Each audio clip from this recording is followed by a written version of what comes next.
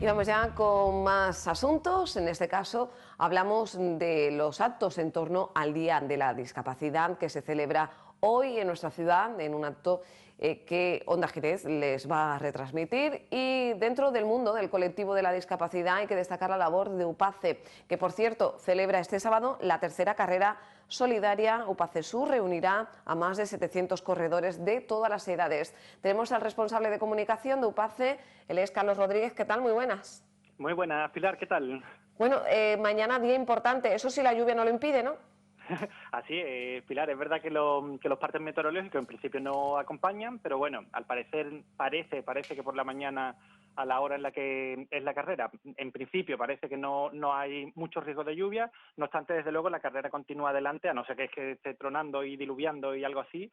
Pero bueno, con mucha ilusión porque, tal y como comentaba Pilar, mañana día 3 de diciembre, es cuando se celebra el Día Mundial de la Discapacidad y afortunadamente muchísimas personas se han inscrito en la carrera apoyando precisamente a las personas con discapacidad.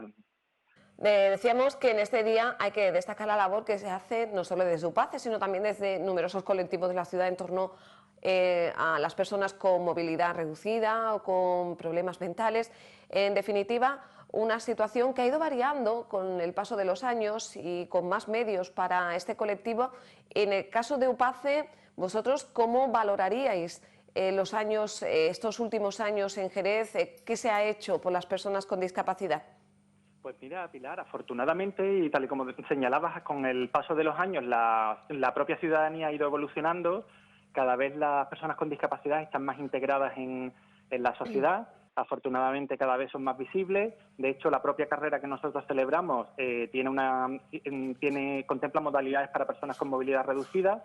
Y de lo que se trata, yo creo, las organizaciones que velamos por las personas con discapacidad, lo que hemos tratado todos estos años es sobre todo eso, ¿no? Fomentar la integración dentro de la sociedad y que la gente pierda el miedo a tratar con estas personas, porque al fin y al cabo eso son personas, ¿no? Y la verdad que nosotros siempre desde UPACE animamos a que la gente se acerque, que no tenga miedo, sobre todo evitar una cosa que es bastante habitual, que es la infantilización de la discapacidad. Las personas con discapacidad no todas son niñas, las personas adultos con discapacidad son adultos y como tal hay que tratarlos, ¿no? Y en ese sentido yo creo que todos los colectivos que trabajamos por la discapacidad lo que fomentamos sobre todo es eso, ¿no? Su plena integración y que la ciudadanía les reconozca todos sus derechos y todas sus obligaciones.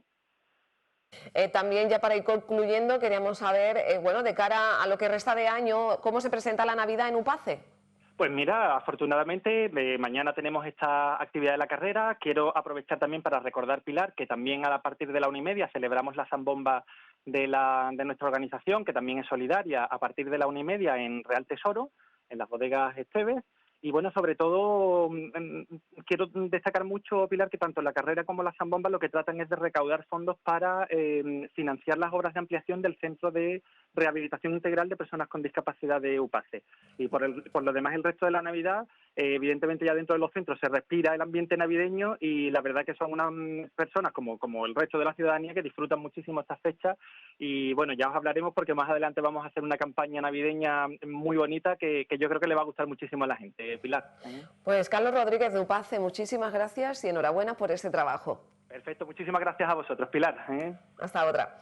Bueno, Hasta ahora. pues nos vamos hasta nuestra mesa de informativos para recibir a nuestra siguiente invitada. Ya en la recta final del programa vamos a hablar de piedras con la directora del Museo Arqueológico. Ella es Rosalía González, porque el museo está de enhorabuena. Aparte de cumplir 4 años desde que se reabriera al público, estos días acoge la muestra Etiquetas en Piedra. Rosalía González, ¿qué tal? Muy buenas. Buenos días. Bueno, háblenos de esta exposición. Cuando decimos de piedras, ¿de qué tipo de piedras estamos hablando?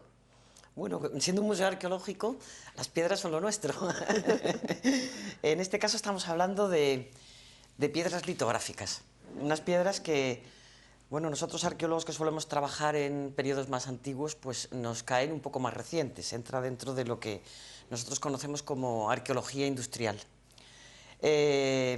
Son piedras litográficas que se utilizaron en los talleres litográficos de Jerez durante casi un siglo, porque el taller litográfico que tenemos documentado más antiguo en la ciudad, documentado, no quiere decir que no existiera otro anterior, pero al menos documentado, es de 1869, creo recordar, y esta técnica para la elaboración de etiquetas y de impresiones se utiliza pues hasta los años 50, en que empiezan a entrar el sistema offset y los sistemas fotomecánicos. Nos pareció muy interesante cuando ingresaron en el museo esta colección de 275 piedras de las 300 y pico que hubo en fachada, todavía faltan algunas. Nos llamó muchísimo la atención, en primer lugar, la cantidad de talleres litográficos que había en la ciudad.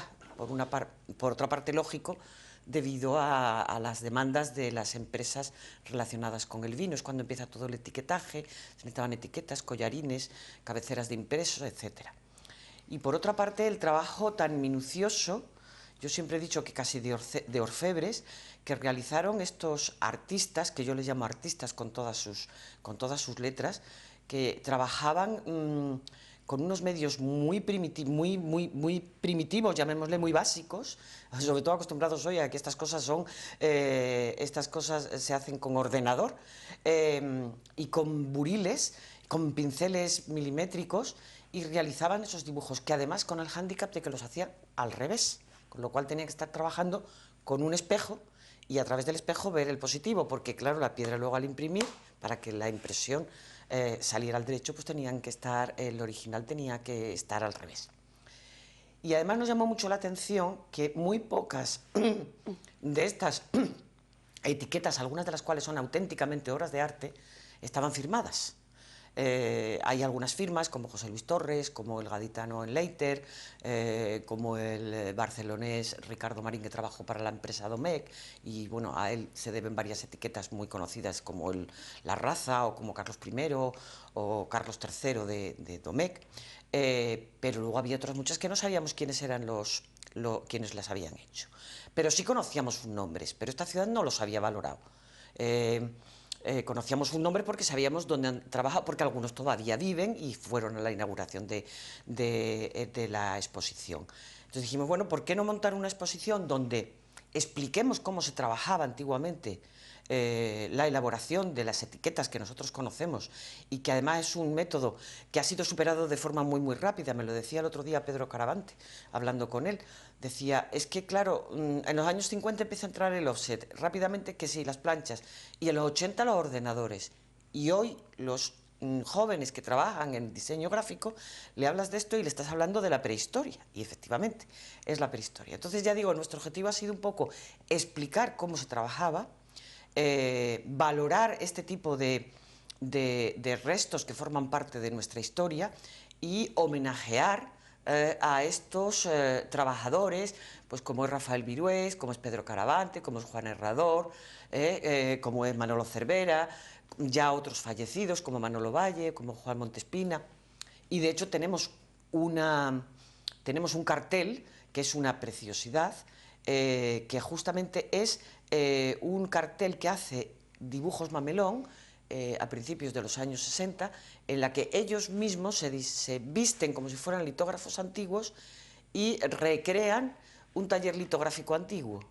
Entonces, aparte de que es un cartel que tiene su historia, porque ya digo que es de los años 60, y donde esos personajes están, y uno de ellos, Manolo, todavía vive, ellos ya están recreando lo que fue el taller de la antigua litografía, y parece que se inspiran en una fotografía que también tenemos en la exposición, que es de principios de siglo, que es de la litografía jerezana, donde ves una vista general de un taller litográfico de la ciudad. Rosalía, estas piezas fueron sustraídas de la fachada de las instalaciones de Jerez Industrial una vez que cerró la fábrica, la empresa. Era lo que adornaba la fachada de allí, de esa firma, de esa compañía, en la calle Tasdir. Fueron robadas y gracias a la labor de la Policía Nacional se pudieron recuperar y llevar al museo. En ese tiempo, desde que se recupera, ¿en qué ha consistido el trabajo? Pues mira, es un trabajo que es el habitual, además, que tenemos nosotros en el museo, de todo lo que ingresa. Se han limpiado, se han restaurado aquellas que necesitaban restauración, se han fotografiado y se han catalogado una a una. Entonces, claro, son 275 piedras que además no solamente están trabajadas por una cara, están trabajadas por las dos caras, porque estas piedras calizas eran piedras muy caras. En principio, aunque no se han hecho análisis habitualmente se compraban en la zona de Baviera, en Alemania, porque son unas canteras de piedra caliza muy fina, que permite este tipo de trabajo, porque claro, para poder trabajar sobre la superficie de esa piedra, ellos hacían lo que llamaban el graneado, es decir, una piedra con otra, o un graneador con arena intermedia, iban puliendo, puliendo, puliendo, puliendo, hasta que quedaba como un papel, no podía tener absolutamente ningún defecto, porque eso luego iba a salir en la impresión. Y cuando trabajaban estas piedras, ellos tenían unas mesas especiales, algunas de ellas muy pesadas. Nosotros no tenemos las más grandes, yo las he llegado a ver muy grandes, pero aquí tenemos, muchas pesan 19, 20 kilos. Cuando trabajaban esas piedras no podían nunca poner los dedos, porque los dedos tienen grasa. Entonces, al dejar la grasa, como el método funciona por el grasa con grasa y grasa con agua rechazo, sí, automáticamente, sí ponían los dedos, ahí quedaba la grasa, y cuando metían la tinta grasa, como la grasa con grasa une, quedarían las impresiones de los dedos. Con lo cual era un trabajo realmente, yo digo, de orfebre. Es un trabajo que hoy no realizaríamos, porque sería carísimo, son muchas horas. A veces si una piedra tenía un desarrollo muy grande, podían estar con una piedra un mes de trabajo una persona, ¿eh? O sea que, así han salido esas etiquetas tan preciosísimas que eran valoradas, y que se demandaba su trabajo pues en gran parte de España y en muchos sitios del extranjero, porque los dibujantes litógrafos de Jerez eran muy, muy reconocidos, sobre todo para la elaboración de etiquetas relacionadas con los temas de vino, que es en los que ellos se especializaron debido a lo que había en el marco. Pero claro, en la exposición no solo hay etiquetas de vinos y de bebidas espirituosas, también trabajaron para otro tipo de empresas, también las hay. Y también, bueno, hay etiquetas no solo de Jerez, sino etiquetas para el puerto de Santa María, porque hay una litografía del puerto de Santa María, Luis Pérez, que luego deriva en gráficas andaluzas, hay etiquetas de Sanlúcar, hay etiquetas de Andalucía, de muchos sitios de Andalucía, hay etiquetas de Extremadura, hay etiquetas de fuera de España, de fuera del país. O sea que un poco eso es lo que un poco nos documenta cómo esta gente hicieron un trabajo que ya digo que no sé por qué motivo en esta ciudad pues prácticamente no se ha reconocido, y era pues nuestro pequeño homenaje. De haberse vendido estas piezas en el mercado negro, ¿qué valor hubiera alcanzado? ¿Y por qué se sustrajeron? Hombre, pues evidentemente esto se iba a vender. Yo entro en internet y en internet están vendiéndose piedras, no quiere decir que sean de aquí, pueden ser de otras litografías. Cada vez van adquiriendo más valor porque son piezas que ya escasean, ya empiezan a escasear. Yo no te puedo decir el valor exacto que se hubiera adquirido, pero bueno, con que cualquier persona entre vía internet, busca piedras, compra, venta piedras litográficas y vea un poco, pues puede hacerse un cálculo aproximado. Yo no creo que lo importante sea el valor, sino lo importante es que ha sido lo último que nos ha llegado de esta parte de nuestra historia, que es que me parece que la tenemos muy abandonada y creo que todos debemos de conocerla. Y la verdad que yo creo que la exposición, aun dentro de medios modestos, ha quedado muy bonita, y yo invitaría a todos los jerezanos a que, aparte de belenes, aparte de zambombas, se dieran una vuelta por San Mateo a verla, que además la tenemos abierta durante todas las Navidades, está abierta hasta el día 22 de enero, porque realmente les va a sorprender. De hecho, el día de la inauguración, gente que vino a acompañarnos se quedó muy sorprendida de lo que allí estaba viendo. Sí, sí. Y ya para ir concluyendo, son 4 años desde que abriera sus puertas de nuevo el Museo Arqueológico. ¿Qué balancearía? Bueno, pues positivo, obviamente. Llevamos 4 años...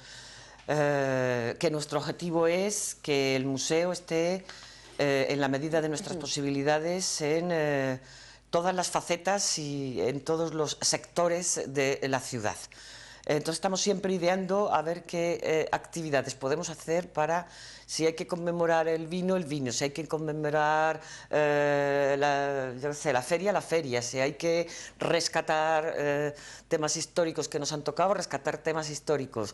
Luego, tú sabes perfectamente que con la Asociación de Amigos tenemos una relación fluidísima y que ellos fomentan y financian nuestro ciclo Pieza del Mes, que está viniendo, bueno, han pasado durante estos 4 años, pues 30 y tantos, 40 profesionales de primer nivel. Cada vez es más el público que se añade, porque son conferencias muy cercanas al público, pero sobre base científica. Y bueno, este año pues ya llevamos varios años que el CEP lo tiene metido dentro de los cursos de formación de su propio profesorado, y sabes que este año pues se nos ha unido el grupo Arroyo, y que de cada pieza hacen diferentes artistas interpretaciones, que con todo eso montaremos, cuando terminemos esta exposición, la siguiente de este tema, y que está resultando un maridaje, como dicen ahora, muy, muy interesante. Rosalía González, directora del Museo Arqueológico de Jerez, muchísimas gracias por estar hoy con nosotros. Gracias a ti. Ya saben, hay que ir al Museo Arqueológico para ver esta impresionante exposición que habla de nuestro pasado más reciente, ese pasado ligado a la industria bodeguera. Auténticas obras de chino, artesanales, que se pueden ver hasta el 22 de enero. Bueno, pues nosotros nos despedimos ya saben, siguen informados a través de los informativos a partir de las 2:30 y a las 8 de la tarde, aquí en su emisora pública, en Onda Jerez Radio Televisión. Que pasen un feliz fin de semana. Adiós.